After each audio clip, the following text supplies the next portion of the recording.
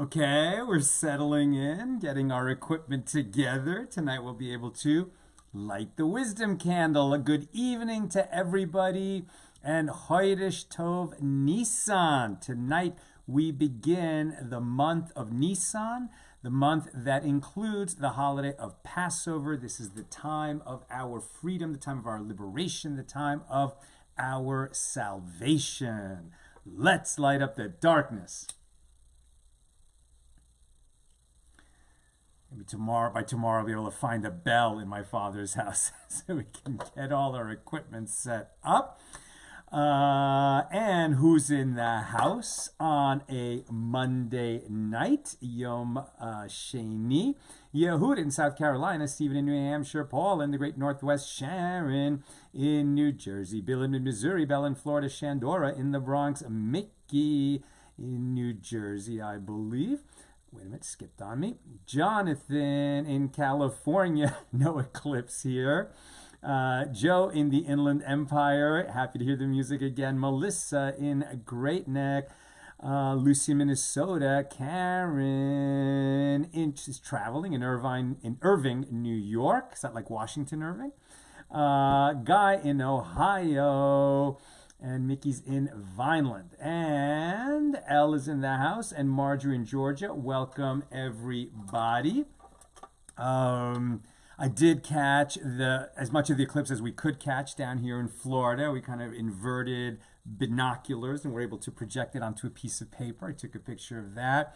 It was pretty cool because you could even see the wispy clouds passing over it. And that's a safe way to see it without looking up at the sun. So I hope that those who were able to see it, and in the middle of the country, were you able to see a totality? Do we have anyone here who witnessed the total eclipse? Wonderful. I'm very moved, actually. Let me just switch gears for a second. There's no accidents. So it just happens that I scheduled this trip to come visit my dad during a week when it was possible to do that, because we were doing color and ADR on our movie Guns N' Moses last week, and next week we're going to be sound mixing. So it just worked out to come. I really wanted to visit my dad. It's been too long. And it so happened that here in my dad's community here in Boynton Beach, Florida, retirement community, they happen to be having a special night tonight commemorating Yom HaShoah, right? So Yom HaShoah is not until next month, the day when we remember all who perished in the Holocaust. But they were doing that event here tonight. And my mother's oldest friend in the world, whose name was Agi, they were friends when they were little girls in Hungary, and they stayed friends all their lives and ended up living in this same retirement community. And Agi was asked to speak tonight at this event, which I didn't know how well attended it would be. I hope that there would be a nice bunch of people. And I was thinking, if they did a great job, maybe there'd be 40, 50 people. So there were 300 people there. Agi spoke beautifully. Wow. What's this gentleman's name? And then, so she was a survivor herself, like my mom. She was born in 1944 in Hungary. And there was a gentleman there named Harry Rappaport, and his wife Penny Rappaport. And this guy Harry goes around the world speaking as a child of survivors. But Harry himself was born in a DP camp, a displaced persons camp, right after the war. And he told the story of his parents and his father, who was one of the 67 people who'd survived the death camp. It was not a work camp, the death camp of Treblinka, where nearly 1 million Jews were murdered. Only 67 survived. And Harry was one of 9 people who escaped from Treblinka. They got themselves clothes, a gun, food, cyanide pills in case they were caught. He made it back to his town in Poland to warn the people there. They thought he was crazy. The Nazis caught them again. He ended up at Auschwitz on a death march. I mean, the resilience of that man and his story, I was just blown away. And his son Harry really told the story so passionately and movingly. So I would like to dedicate tonight's episode of AT Daily. And there's many times to do this, but right now to the 6 million who perished, including 1.5 million children. And as they did tonight at this event, and to the 1,200 who were murdered on October 7th. And, we all say never again, and it did happen again on October 7th. And we can never stop remembering and fighting and being loud and proud. And honestly, the best thing that we could be doing right now in honor of their memory is learning Torah. So let us learn some Torah in their memory. That is what all our enemies have tried to eliminate from this world.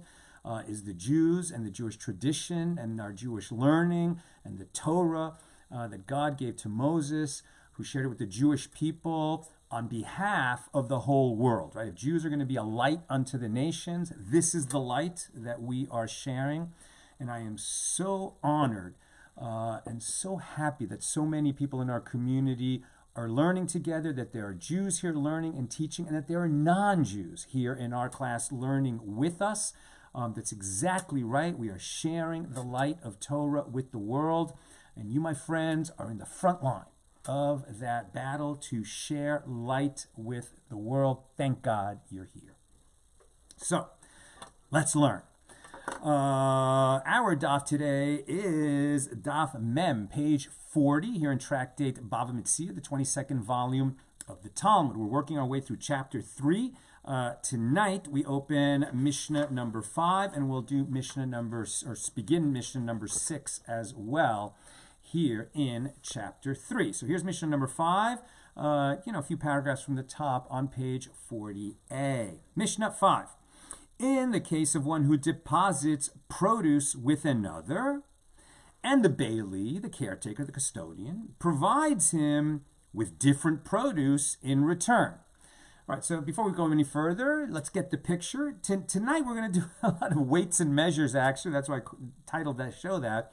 But it's a beautiful peek, into that agrarian society that our ancestors, lived in on a daily basis in Talmudic times, right? I mean, these laws obviously go back 3,500 years, but the sages were talking about it 1,500 to 2,000 years ago.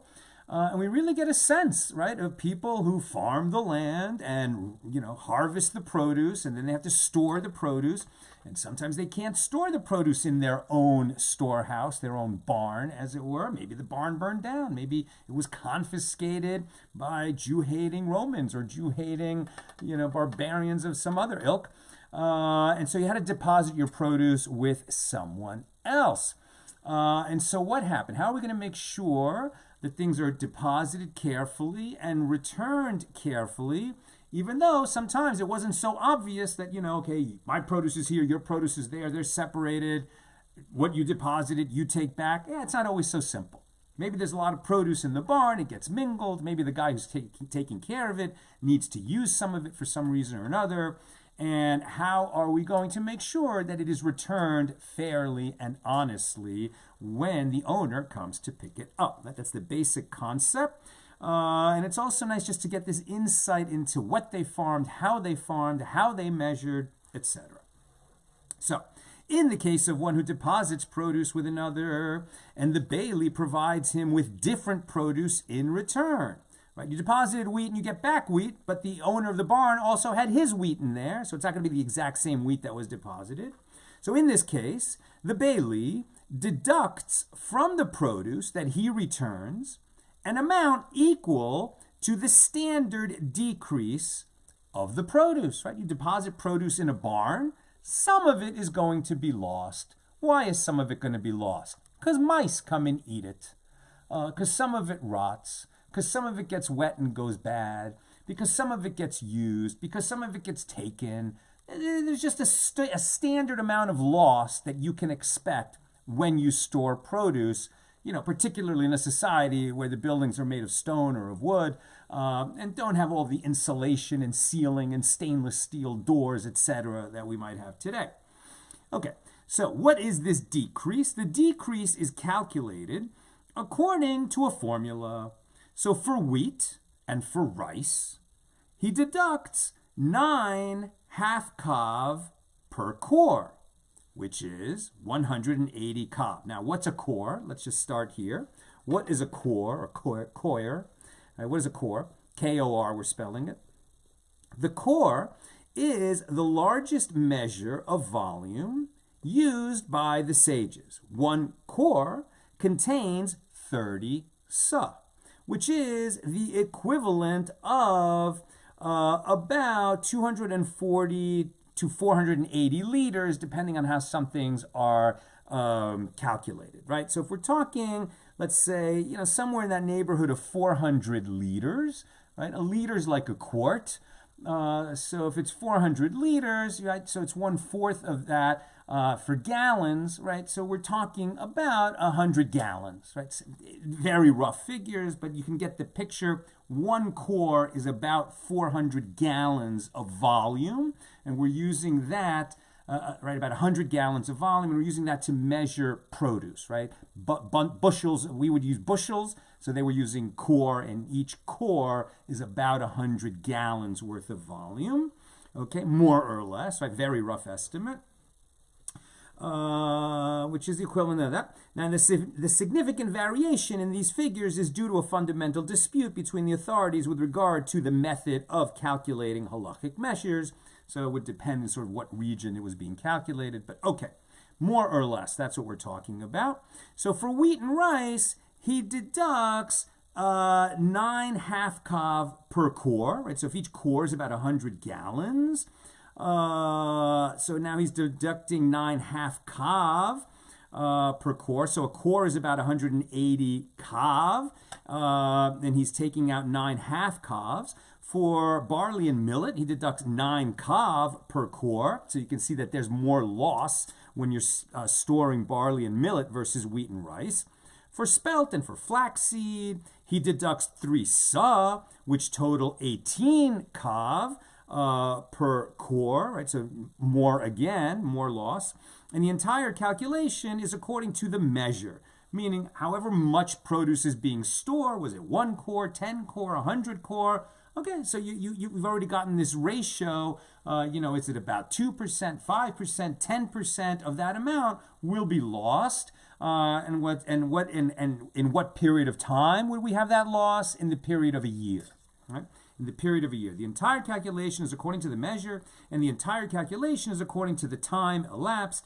And this is the amount of produce that the custodian deducts per 1 core of produce over the course of 1 year, right? So in other words, if the guy's produce, you can't just say, well, what you deposited is right there, take it away, where if he measured, he would see this much loss. But if his produce got mixed in with, let's say, a greater amount of produce, that the Bailey had in his barn, when you separated it out, you would take how much was originally deposited there minus this standard decrease, and then that would be the fair amount to return to the owner.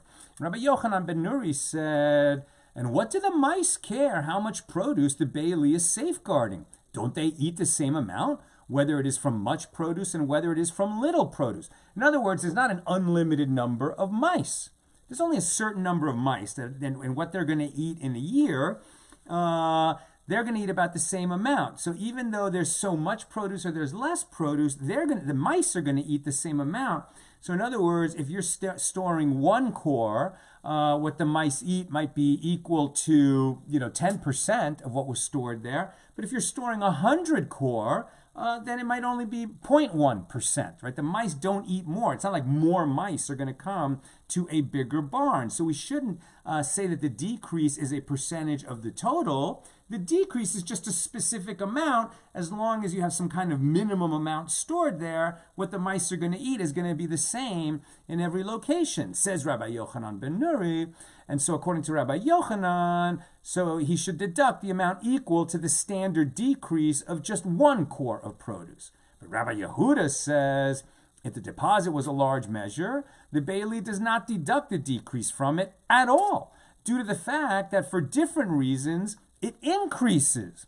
And as we're going to see, what that means is when moisture gets into it at a certain time of year, it actually expands a little bit, and that makes up for the amount that was eaten by the mice. Therefore, according to Rabbi Yehuda, the Beili returns the measure of produce that was deposited with him because the increase offsets the decrease. That's Mishnah number 5. Now the Gemara.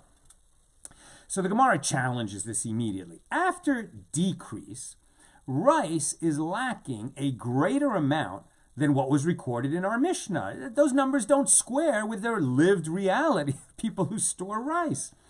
So Rabba Bar Chana says that Rabbi Yochanan says it is with regard to shelled rice that the Tanaim of our Mishnah taught what they taught. And the Mishnah teaches for spelt and for flaxseed, he deducts 3 sa per core. Rabbi Yochanan says that Rabbi Chia says it is with regard to flaxseed on its stalks that the Tanaim taught the Mishnah, and that is why the rate of decrease is so great.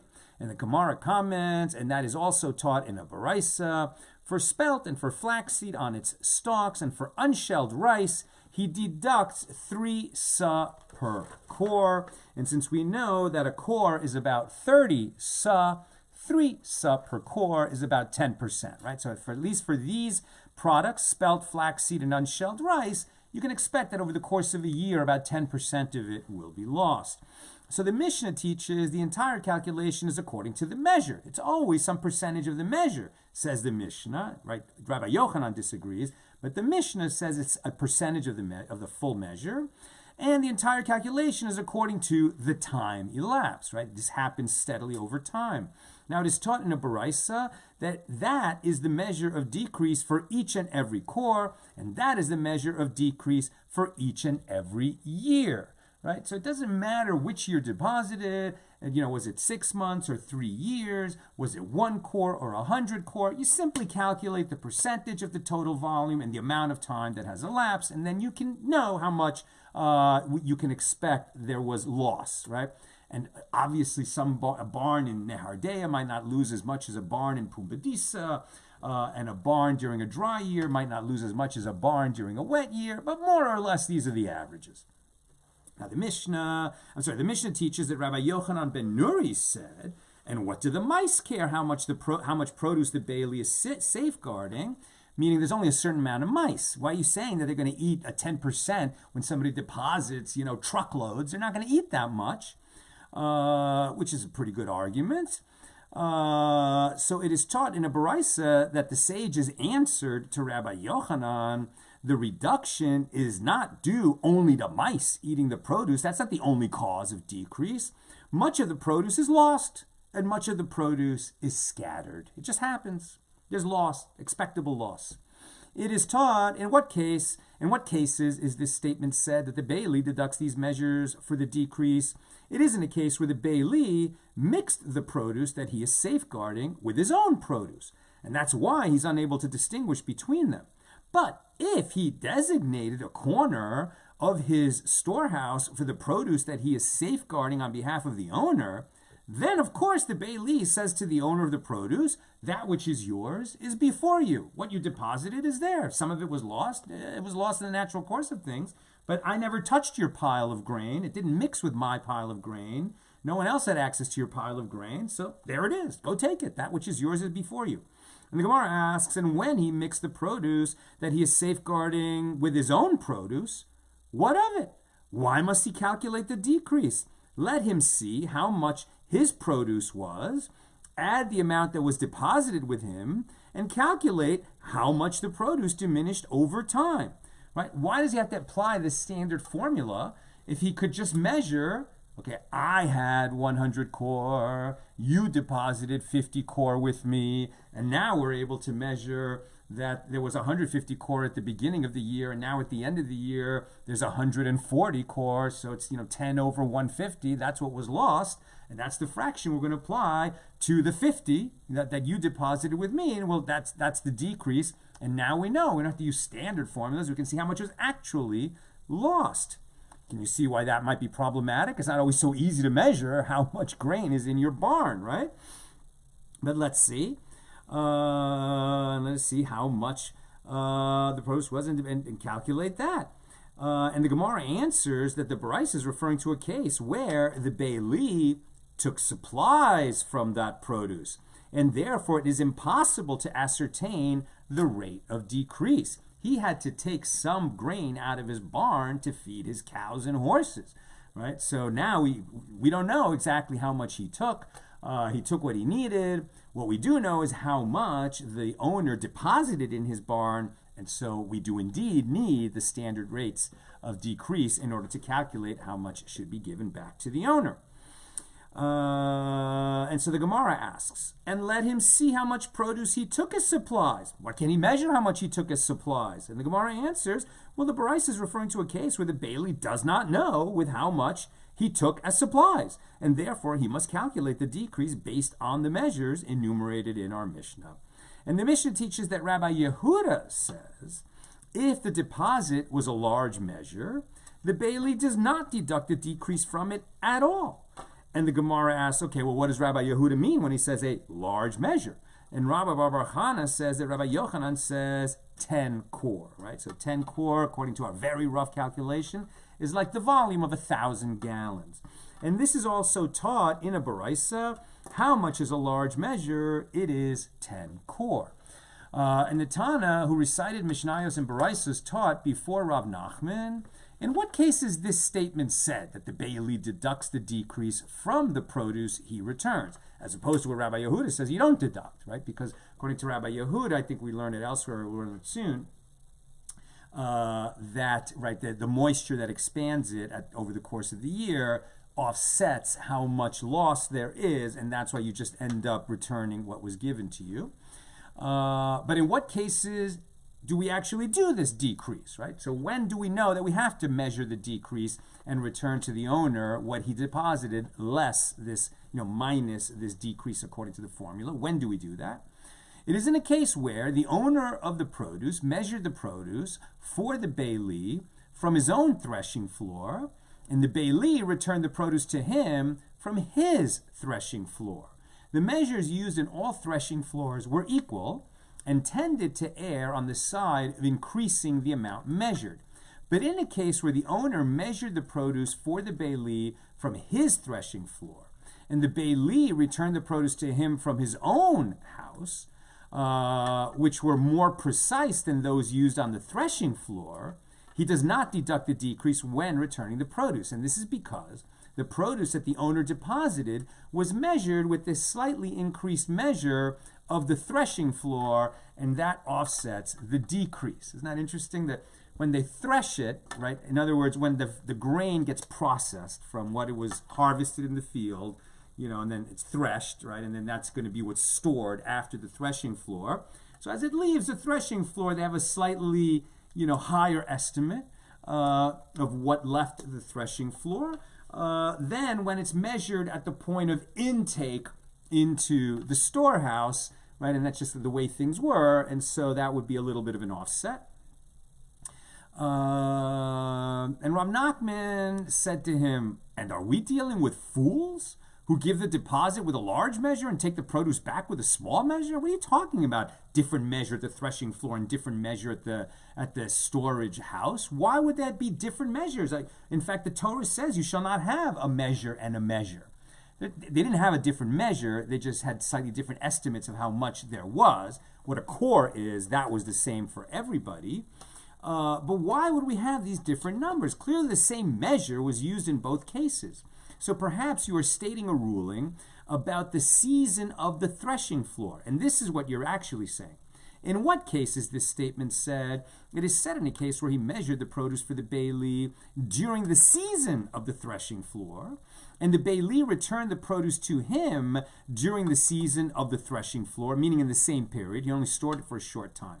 But in a case where he measured the produce for the Bailey during the season of the threshing floor, right after the harvest, and the Bailey returned the produce to him during the rainy season, later, and after all this moisture has arrived in the land, then he does not deduct the decrease when returning the produce, because the produce that he received absorbed moisture and expanded, so that he ultimately returns the same measure. Some of it was lost through natural decrease, but the rest expanded a little bit, so in the end the volume is the same. So Rav Papa said to Abaye, if so, if the volume of the grain expands during the rainy season, well then the jug in which the grain is placed should burst due to the expansion. And the Gemara relates, there was an incident, and the jug burst. And if you wish, say instead that the volume contracted due to compression. When the produce was deposited, it was loose and had greater volume. And when the bailey returned, the produce was tightly packed in the jug, resulting in lesser volume. And that concludes our discussion of Mishnah number 5 here in chapter 3. Now, Mishnah number 6. When the bailey returns liquids that were deposited with him, he deducts 1/6 of the amount for wine to offset the decrease in volume due to absorption into the cask and evaporation. Right? So this is the same exact type of thing, but before we were talking about bulk grain, and now we're talking about bulk liquids, right? But same concept. Rabbi Yehuda says he deducts 1/5. He deducts 3 log of oil for 100 log, a log and a half for sediment that sinks to the bottom of the cask, and a log and a half for absorption into the cask. And if it was refined oil, he does not deduct any of the oil for sediment because it was already filtered. And if the oil was stored in old casks that are already saturated, he does not deduct any of the oil for absorption because the casks won't absorb any more oil. And Rabbi Yehuda says even in a case of one who sells refined oil to another all the days of the year, this buyer accepts upon himself that the seller will deduct a log and a half of sediment for 100 log, as that is the standard measure of sediment. Right? When you're selling somebody oil, you're telling them, I'm selling you a barrel of oil. But that barrel of oil is going to contain some amount of sediment. And so, maybe there's a standard price for a barrel of oil, and all the barrels include some sediment, but maybe not all barrels really do include sediment, so you have to be able to distinguish the ingredients of the barrel. Is it pure oil, or is it oil that contains a log and a half per 100 of sediment, right? And why should I pay for sediment? And what is a log? A log is the fundamental liquid measure employed by the sages, and it is equivalent to the volume of 6 egg bulks, which is equal to a quarter kav, or 1/24th of a sa. Remember, there were 30 sa in a core, so obviously when we're buying and selling liquids, it's much more concentrated, expensive material. Right? A barrel of oil is worth much more than a barrel of grain. Right? To get to that much money, you'd have to have, maybe 30 barrels of grain. Okay, and that is the Mishnah. Now the Gemara.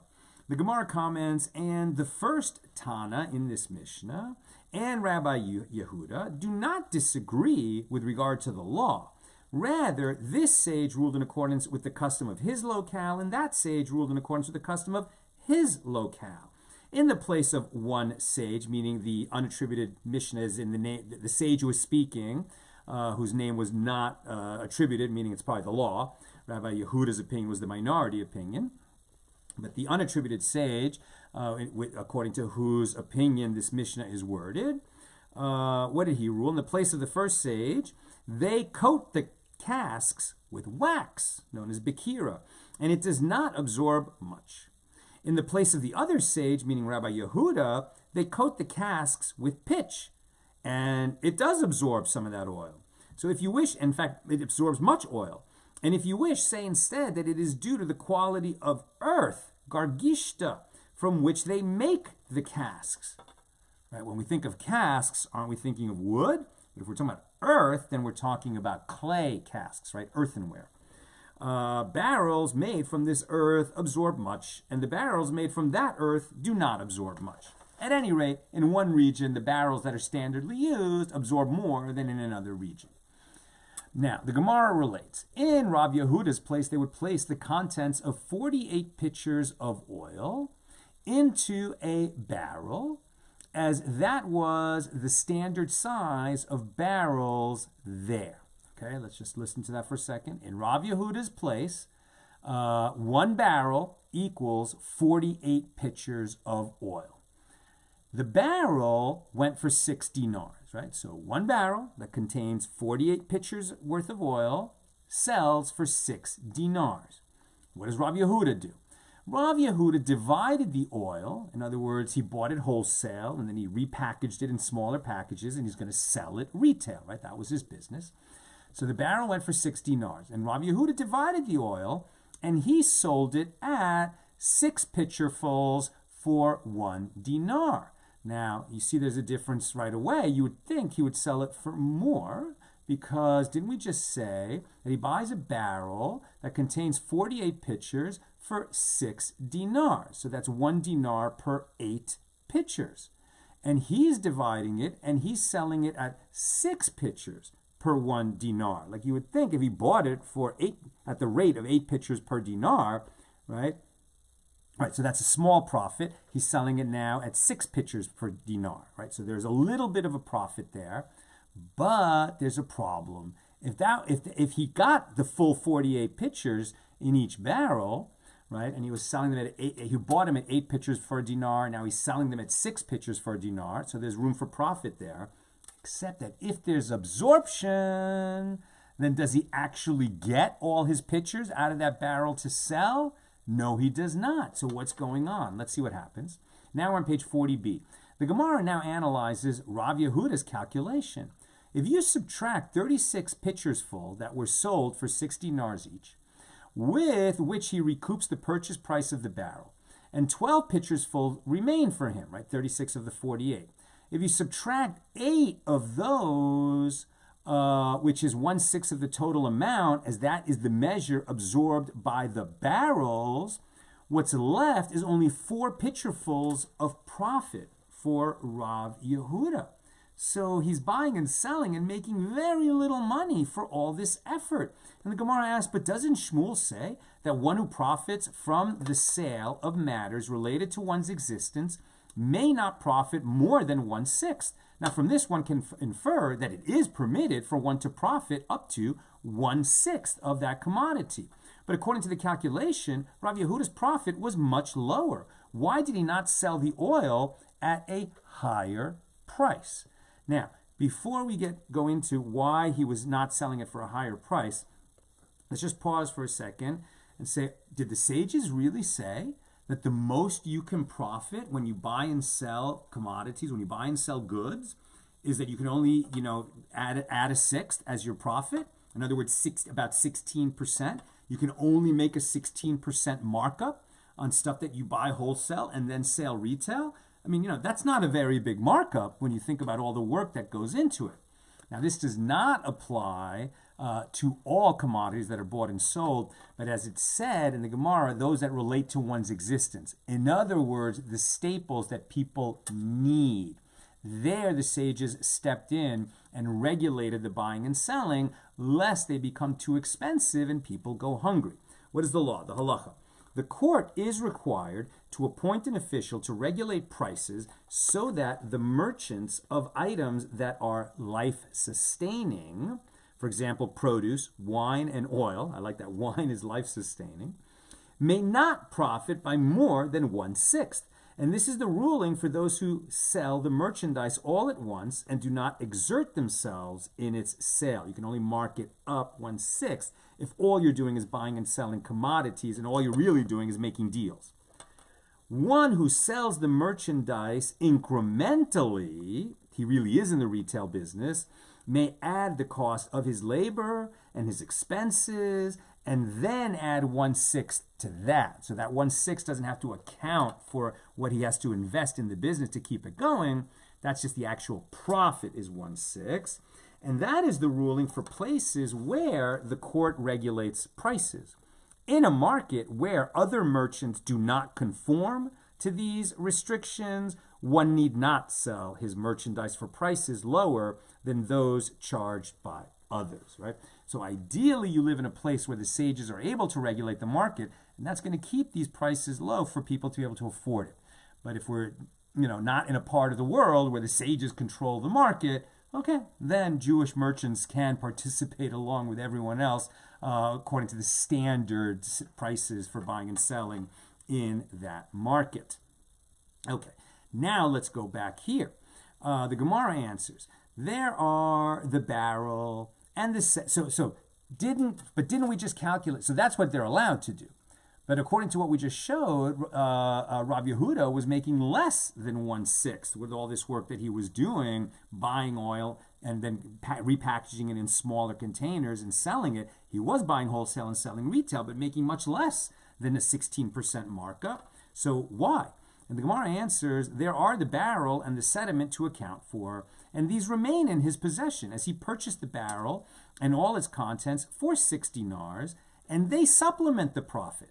And the Gemara challenges, well, if so, once the barrel and the sediment are taken into account, then the profit is greater than 1/6. How did Rav Yehuda profit beyond the permitted amount? And the Gemara answers, well, there is the payment for his exertion as he sold the oil, and there's the payment for tapping as a craftsman is needed to install a tap in the barrel.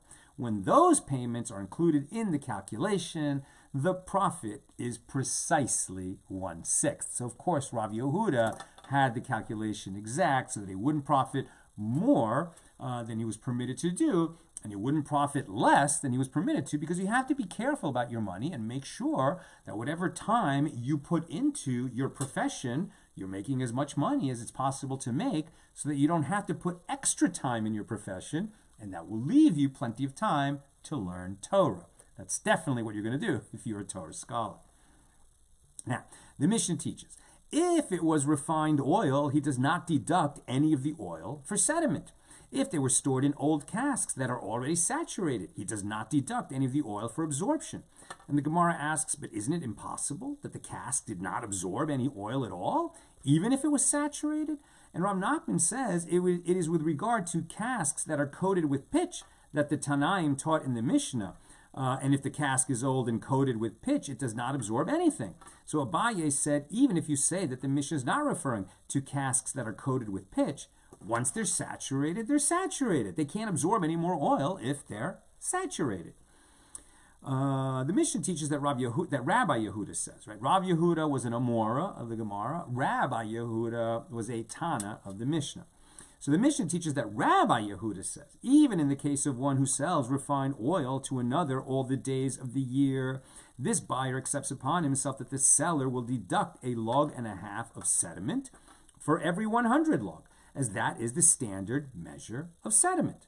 Abaye said, when you analyze the matter, you will find it necessary to say that according to the statement of Rabbi Yehuda, it is permitted to mix sediment that's settled at the bottom of the barrel with the clear oil and sell the mixture. And according to the statement of the rabbis, it is prohibited to mix sediment with the clear oil.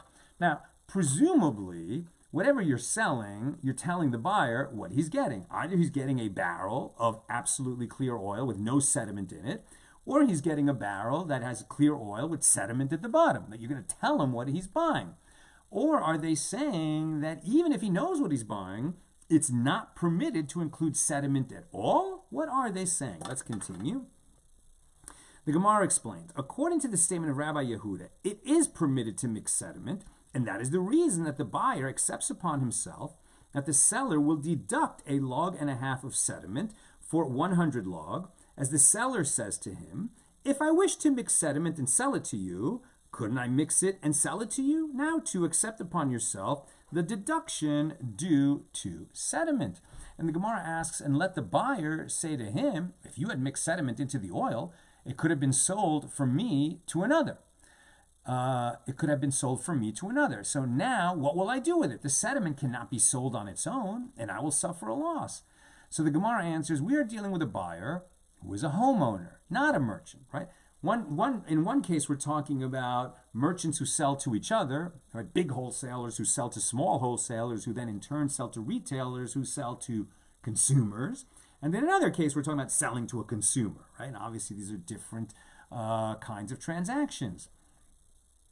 We are dealing with a buyer who is a homeowner, not a merchant. He needs oil for his own use, and for him, filtered oil is preferable, as his use of the oil is facilitated by removal of the sediment.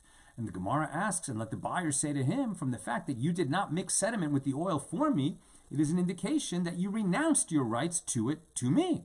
And the Gemara answers, Rabbi Yehuda conforms to a standard line of reasoning, as he is not of the opinion that one can presume renunciation. And therefore, the buyer cannot presume that the seller renounced his right to receive the standard price, As we learned in a Mishna, tractate Bava Basra, 77b, if one sold the yoke to another, he did not sell the cattle to him. Literally, this means that the yoke, we're talking about the yoke that holds the animals together when they're plowing. And it can be understood as referring to two animals held together by the yoke. So if one sold the cattle to another, he did not sell the yoke. The sale is limited to the literal meaning of what he said. Now, if I'm selling you the yoke, I don't mean I'm selling you the two cattle and the yoke. I'm selling you the yoke.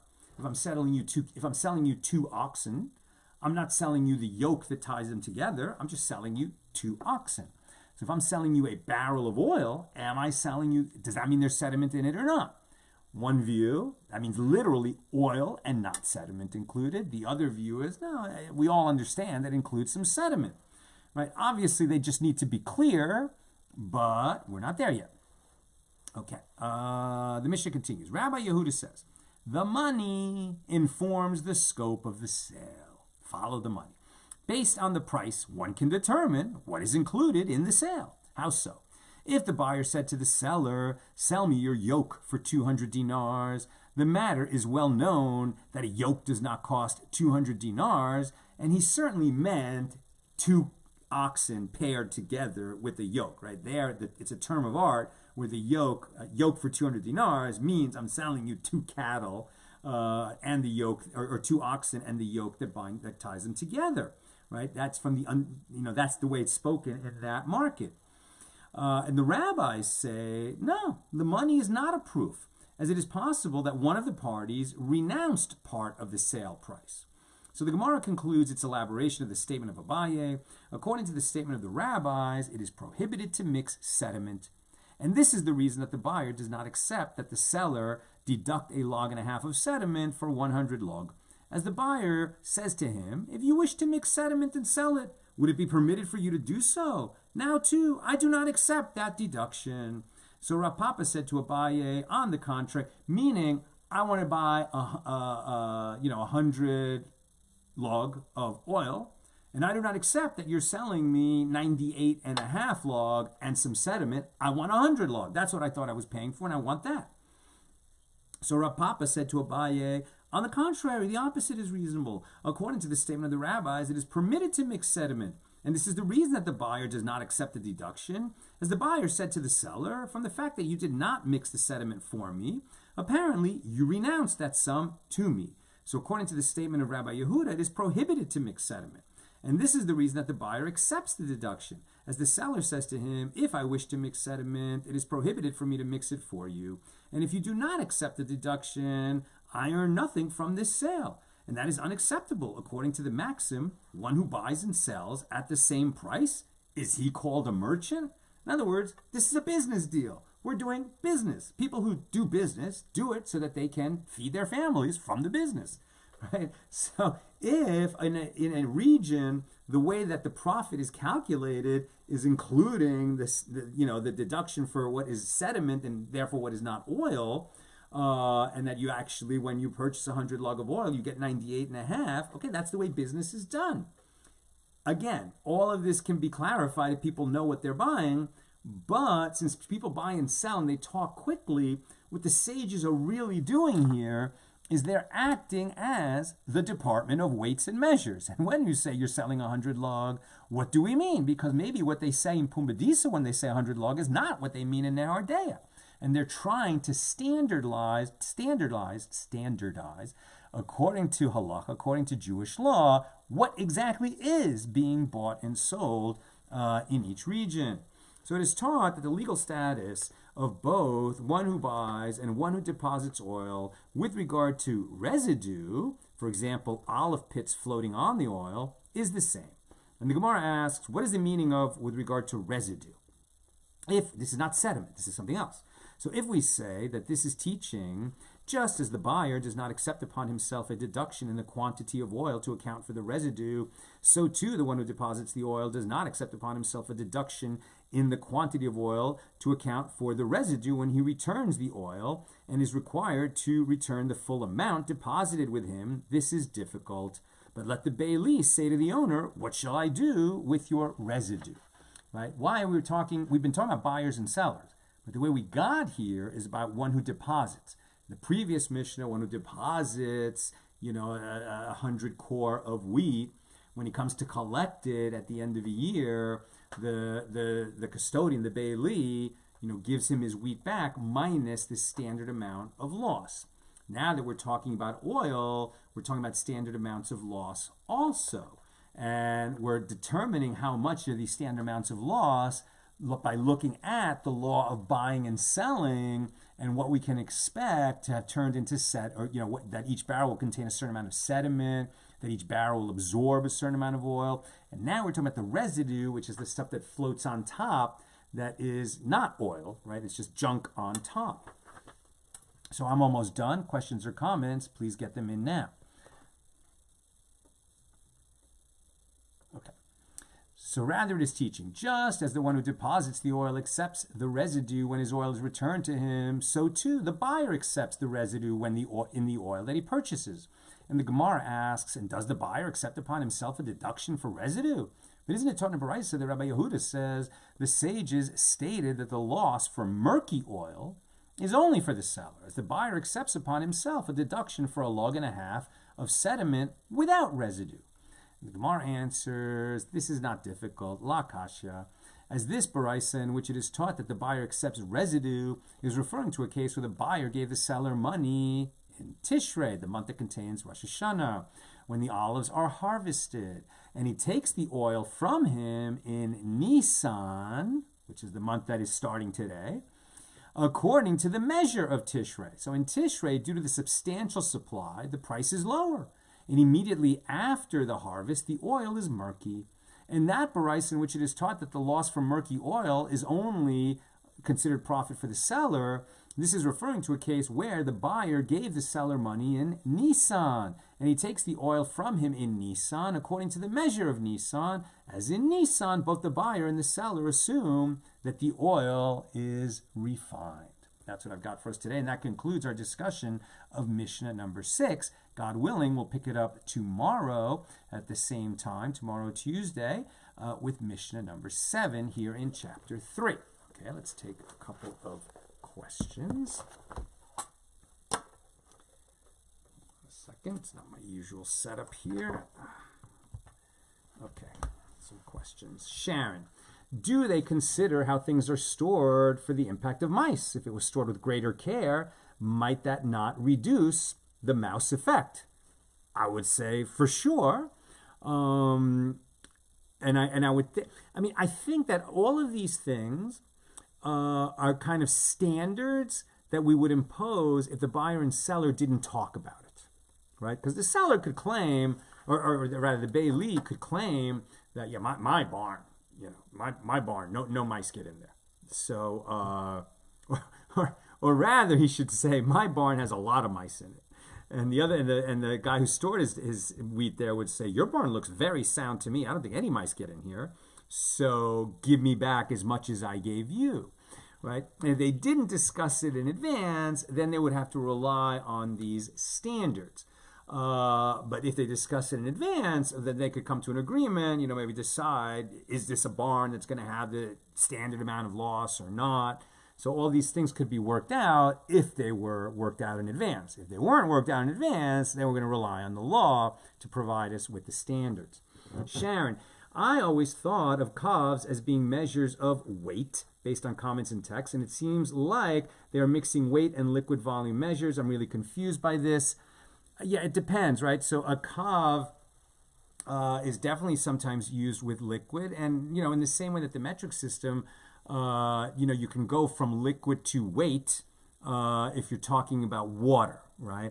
I believe that a gram is the weight of a cc of water, which is the same as a milliliter, and in that way you're also you're connecting measurements of length, of volume, and of weight, and so there definitely can be connections, between volume and between weight, but also we're seeing that standards for volume. It's not that it's a different measure, it's just that we need different scale of measures for things that are measured in much larger quantities, like wheat as opposed to liquid.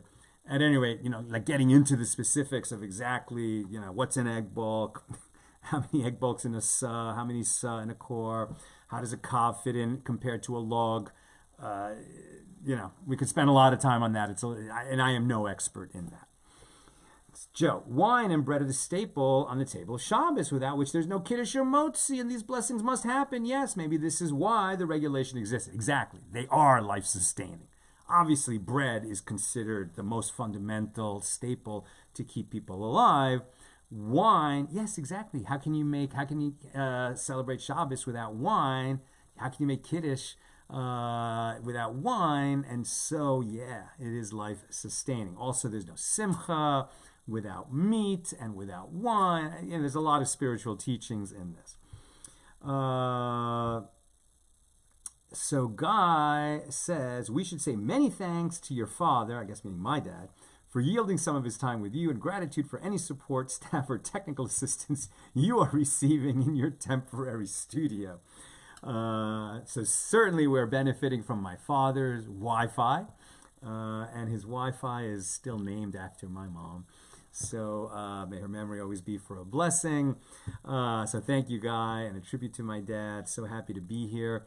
And that's it. That's what I've got for us tonight.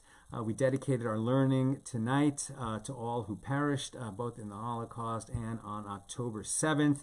I'm wearing this yellow ribbon, of course, on behalf of the hostages. May they all be freed. We keep hearing about hostages who, were killed, were murdered, were tortured. Please, God, please bring the hostages home safely today or tomorrow at the latest. Please, God, end this war with a secure and lasting peace for Eretz Yisrael and Am Yisrael. We say Amen. God willing, see you all